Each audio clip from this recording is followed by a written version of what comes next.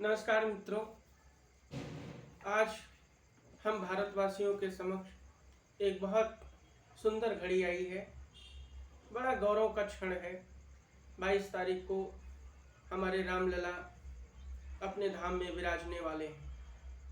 मित्रों, राम का जीवन बड़ा आदर्श जीवन रहा है।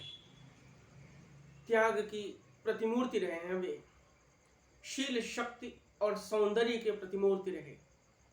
आज के जीवन में हम सबके बीच जिस चीज़ की सबसे बड़ी कमी है वह है त्याग और प्रेम। त्याग और प्रेम का अभाव है। भारतीय संस्कृति त्याग की संस्कृति रही है, यज्ञीय संस्कृति रही है। लेकिन हम देख सकते हैं भूमंडलीकरण के दौर में जो सबसे बड़ा संकट हमारे सामने है वो है पहचान का संकट। हम लोग आइडेंटिटी क्राइसिस से गुजर रहे हैं। सांस्कृतिक क्षरण का संकट है। और भगवान श्री राम का जब राज्याभिषेक हुआ, राज्याभिषेक होना था, महाराज दशरथ ने घोषणा कर दी थी, लेकिन भगवान राम को खुशी नहीं हुई, कोई आनंद नहीं। भगवान राम कहते हैं, जन्मे एक संग सब भाई, भोजन शयन केली लड़काई, करण वेद उपवीत ब्याहा, संग संग सब भय उछाहा, विमल वंश यह अनुचित एकु, बंधु बिहाय बड़े अभिषेकु। हम सब भाई साथ साथ एक हमारा उपनयन हुआ, विवाह हुआ, साथ इसके पहले पढ़ने गए थे, सब कुछ साथ, लेकिन राज्याभिषेक केवल मेरा क्यों? भगवान राम को बड़ा दुख था इस बात का। और आप देखेंगे कि आगे चल के जब राम, लक्ष्मण, भरत, शत्रुघ्न को दो दो बेटे हुए तो समान रूप से अपनी जितनी संपदा थी सब कुछ सबको बांट दिया भाइयों में। राम को वन जाने के लिए पिता ने नहीं कहा था, लेकिन मौनम स्वीकार लक्षणम, पिता की आज्ञा मानकर वो चले गए।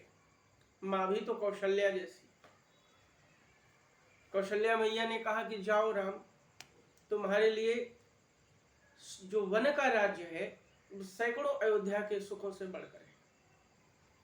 और भगवान राम चले गए और जहां जहां गए, जहां जहां राम चरण चल जाई, तिन समान अमरावती नाई। सब जगह सबको सुखी किया, जितने भी जीव मिले सबको सुखी किया।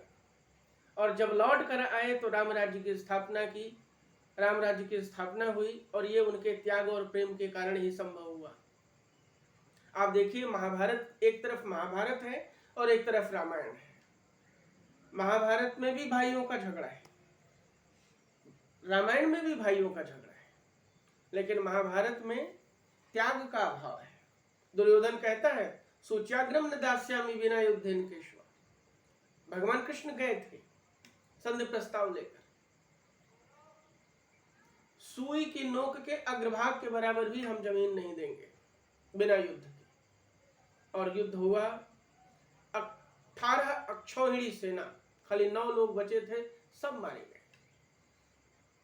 खाली त्याग का अभाव था। लेकिन रामायण की तरफ देख लीजिए, राम लेने के लिए तैयार नहीं है और भरत रखने के लिए तैयार नहीं है।